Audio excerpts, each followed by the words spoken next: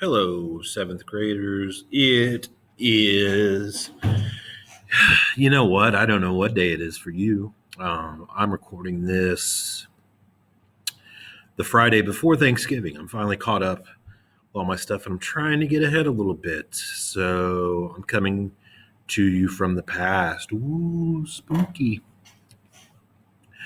So if, something important and incredible has happened in the meantime, like the entire country of Brazil was swallowed in a giant sinkhole or something, or the state of Florida broke off from the United States and floated out into the ocean or whatever. And I don't mention it because it hasn't happened yet. This is the 20th of November here. So hopefully, we, when you're watching this last week, you took a test and you did, hopefully, we did really great. Or you didn't do so great. You should have studied more. So now we need to write these notes down. Either way, we'll see because this is, I can't predict. But we're talking about the actual American Revolution. We'll try to keep this under 15 minutes today. As you're aware, I always talk too much to do anything of this sort, but we'll do our best.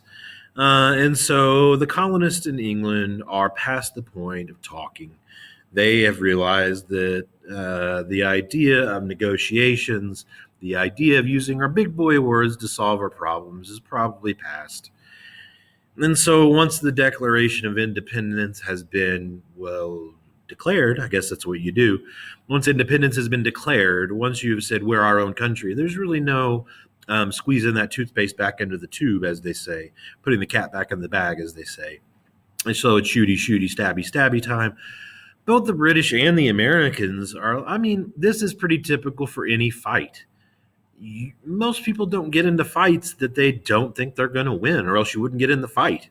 You know what I mean? If, the heavyweight MMA champion, UFC champion of the world, I don't know who that is, right now walked in, is like, you want to fight? I would be like, no, sir. What do you want? Do you want the money out of my wallet? I got like $4. And so you don't see kids on the playground at lunch when they're getting in a fight like, I swear to God, we're going to fight. You're going to kick my face in, but we're fighting. Like, no, that doesn't happen. People get in fights, I think they're going to win. And so both the British and the Americans are like, well, we'll win this fight, or else why would we even do it, However, John Adams, as has been the case on several occasions already, and we haven't even got to the fact that he becomes our second president, spoiler alert, he was like, this is not going to be easy. This is going to be a long, drawn-out, bloody, brutal, costly, both in money terms and in the terms of human life, war. And so he, of course, was right. But to people that were not American and people that were not British, or I guess people that were British, plus all the neutral observers, I guess, most people realized, or I shouldn't say that, most people predicted the British would win. Like I've said on several occasions now, Britain had the strongest navy in the world because they were an island and you had to have a navy, and also because they were the wealthiest nation in the world at that time.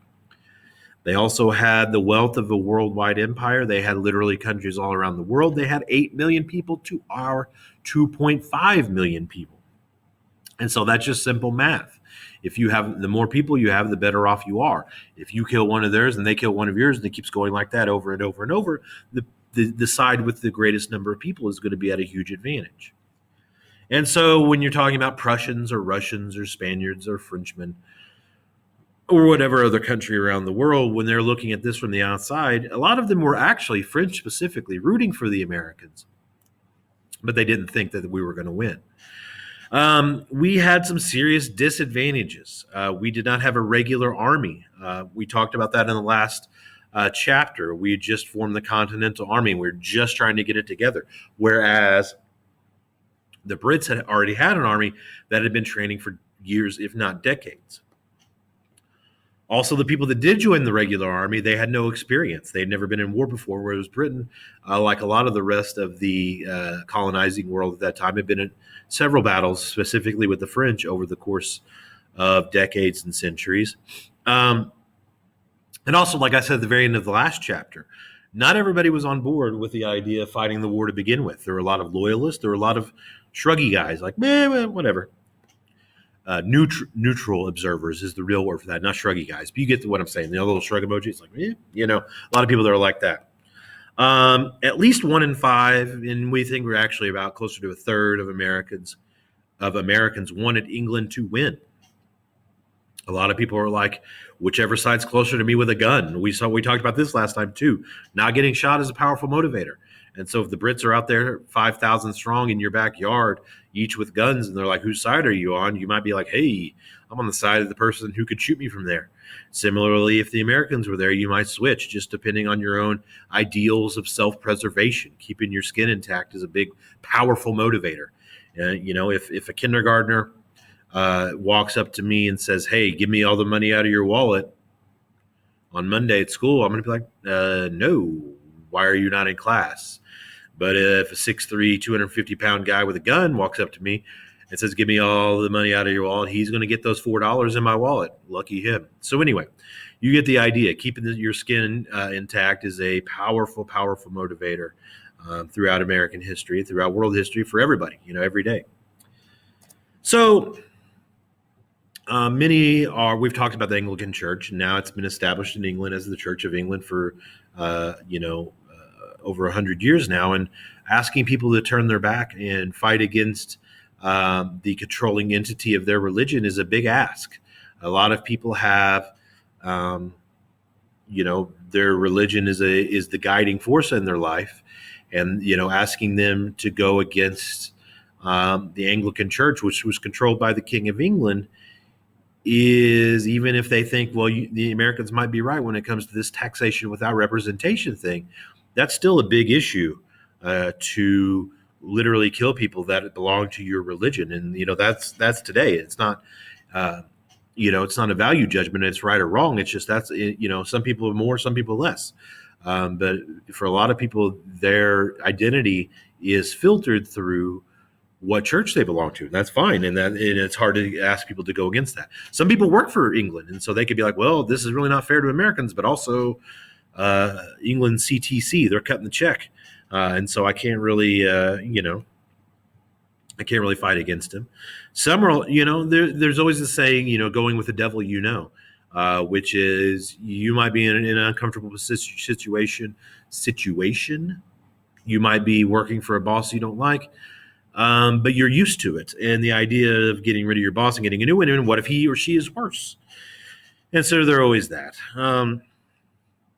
The Patriots did have some advantages. They had home field advantage. They knew where every creek, every forest, every stream, every babble, every brook, every cave, every cavern, every field, everything was, whereas the British did not.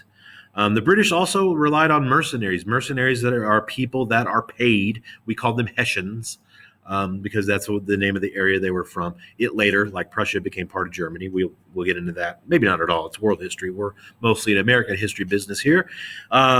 But the Americans were invested emotionally in the outcome.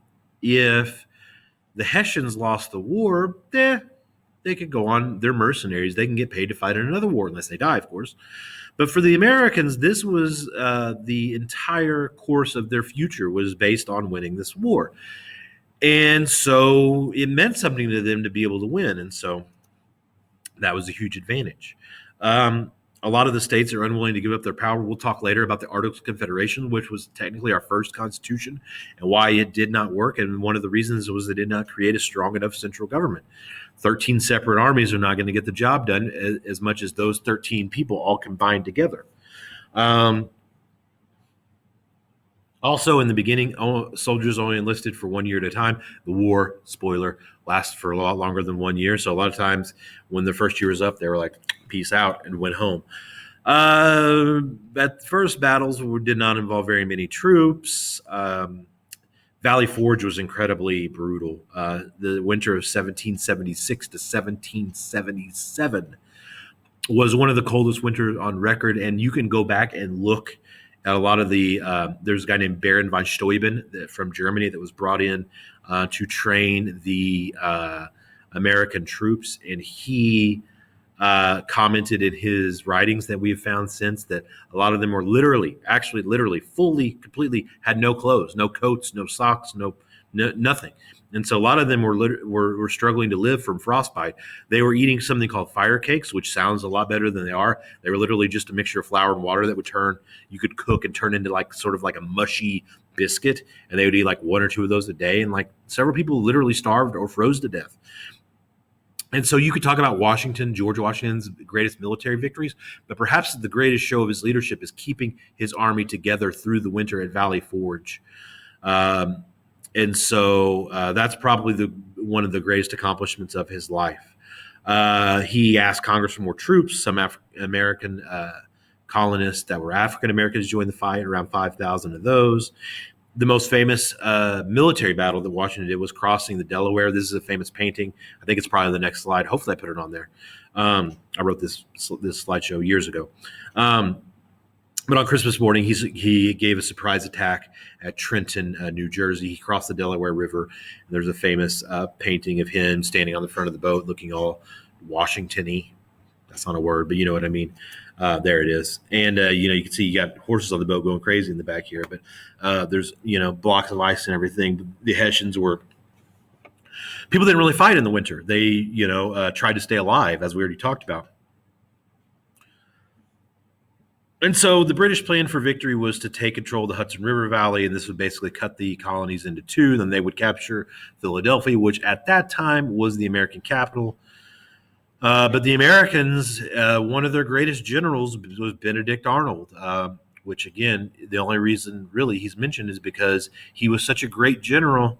That's not why he's mentioned. The reason he's mentioned is later he became a turncoat, a traitor, the most famous traitor in American history. If you cook eggs and you flip them over once, it's called Eggs Benedict. Because he changed sides and went to the British and became a British general. He's the most famous American traitor, Tritor, traitor, in American history. He turned his back and committed treason, famously, which we'll get to later on. General Burgoyne was the British general, and he expected British troops to help, but nobody arrived because we blocked him off. He was the guy that took too much time to get places, and so there were three British forces that were coming in from all directions, and Americans were able to stop them and keep two of the three from getting there. So it was basically just him hung out to dry on his own, and we whooped him, and famously played Yankee Doodle Dandy as we marched them into their prison camps or whatever. That's it for today. Again, I have no idea what day this is when you're watching this, so whenever you're watching this from the past in the future, make sure you get this written down and make sure you are still washing your hands and wearing your masks. I've got mine here, and everything else. Staying safe, and have a good rest of the day. And I will. I'll have a Google form on that day. Look around the room and find an object that you see right now and write it in the Google form. I would do calendar. What calendar?